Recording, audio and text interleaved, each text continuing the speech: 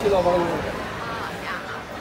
করেছিলাম যে তেমন একটা হবে না, দেখার মধ্যে যে আসলে অনেক থ্রিলিং একটা মুভি। আর যখন যাচ্ছিল তখন একটা এক্সাইটমেন্ট কাজ করছে কী হবে, নেক্সট কী হবে। লাস্টের টুইস্টে অনেক ভালো ছিল। অনেকে বলছে সিনেমাতে নায়িকা নেই, দরকার নেই। দরকার নেই। হ্যাঁ, এটা হচ্ছে ওয়ান ম্যান আর্মি।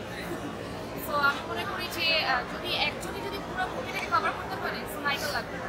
আচ্ছা শরীফুল রাজ ছাড়া যারা ছিলেন অন্যান্য অভিনয় শিল্পী যারা ছিলেন যেমন নাসিরউদ্দিন ছিলেন তাদের অভিনয় কেমন দেখলেন?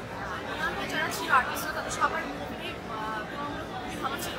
মানে এক কথায় মনে হচ্ছিল কি একটা মানে আমরা সব বলিউড মুভিগুলো দেখি, মানে অনেকগুলো মুভিগুলো যারা দেখি ওইভাবে আমার কাছে যে মানে আমাদের বাংলাদেশে এখন এক প্রকার মুভি এখন হচ্ছে, এটা হচ্ছে আমাদের জন্য খুবই একটা ভালো দিক আর কি।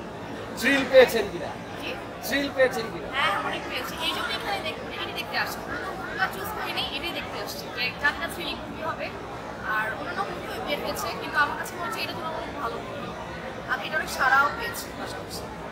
আচ্ছা অন্যান্য যে সিনেমা ওইগুলোর থেকে এটার আসলে পার্থক্যটা কতটুকু দেখলেন? জি। অন্য সিনেমা থেকে এটার পার্থক্যটা কতটুকু দেখলেন? অন্যান্য যে আমি গডজিলা মুভি দেখেছি আমার কাছে ভালো লাগেনি, বরং ওটার প্রাইস আরও বেশি ছিল, প্রিমিয়াম ছিল। এটাও প্রিমিয়াম, বাট আমার কাছে আমাদের বাংলাদেশের মুভিটা আরও বেশি ভালো লেগেছে। আমি ইন্টারন্যাশনাল মুভি দেখেছি, তার থেকে আমার বাংলাদেশের মুভিটা আরও বেশি ভালো লেগেছে।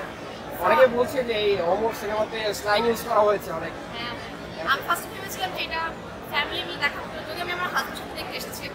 তো দেখলাম যে না, এটা হচ্ছে কিছু কিছু ক্ষেত্রে আসলে আমরা সবাই কম বেশি স্ল্যাং ইউজ করি। তো এটা কোনো ঠিক আছে, মাঝে মাঝে এটা দেখা উচিত, বিবেচনা করা উচিত যে যদি ফ্যামিলি বাচ্চা মিলে সবাই আসে দেখতে আসে একটু এই দিকে বিবেচনা করে। বাট ওভারঅল মুভিতে কোনো অশ্লীলতা বা কোনো খারাপ বা অসামাজিক কোনো কিছু ছিল না। মানে একটা এন্টারটেনমেন্ট মানে সব কিছু মিলায় একটা পারফেক্ট মুভি ছিল। মানে আমাদের বাংলাদেশে এসে অনেক ভালো মুভি ছিল। পরিচালকের উদ্দেশ্যে কোনো কিছু বলা থাকছে কিনা আপনার? রাজ, মোহাম্মদ রাজ, মোস্তফা কামাল রাজ। রাজ ওনার মুভি সবসময় ভালোই হয়। তো এই মুভিটাও আশা করি মানে এই মুভিটাও ওই তার যে পরিচালনা সেই হিসেবে ভালোই হয়েছে। আমরা তো সব কিছু দেখে বিবেচনা করে এসে আসছি। এন্ডিংটা কেমন ছিল? এন্ডিংটা এটাই তো অনেক বড় একটা টুইস্ট ছিল, এন্ডিংটা বেস্ট ছিল আর কি। মানে আমরা বুঝিই নাই, আমার হচ্ছে শরীফুল ইসলাম ধরা পড়ে যাবে কিন্তু না, সে আসলে একদম মানে একটা কট খেয়ে মানে আমরাই কট খেয়ে গেছি। ওর অভিনয় দেখে বা এন্ডিংটা দেখে আমরাই কট খেয়ে গেছি। ভালো লেগেছে। যখন দেখছিলেন মুভিটা তখন আসলে এনভায়রনমেন্টটা কেমন ছিল সিনেমা হলের ভিতরে? আমরা হাউসফুল ছিল, আমরা তো অনলাইনে টিকিট কেটেছি। তো আমরা তেমন একটা মানে ভেবেছিলাম যে হয়তো পাবোই না, তাও পেয়েছি, অনেক কষ্টে পেয়েছি। তো একটা হাউসফুল ছিল আর কি। রাজকুমার দেখা হয়নি, লাস্ট ইয়ারে সাথে দেখা হয়েছে। তো এবার হচ্ছে ডিফারেন্ট দেখি আর কি। দেখা পরিকল্পনা আছে? হ্যাঁ, সামনে দেখি। অলরেডি দুটো দেখা হয়ে গেছে, সামনে আরও দেখা ইচ্ছা আছে।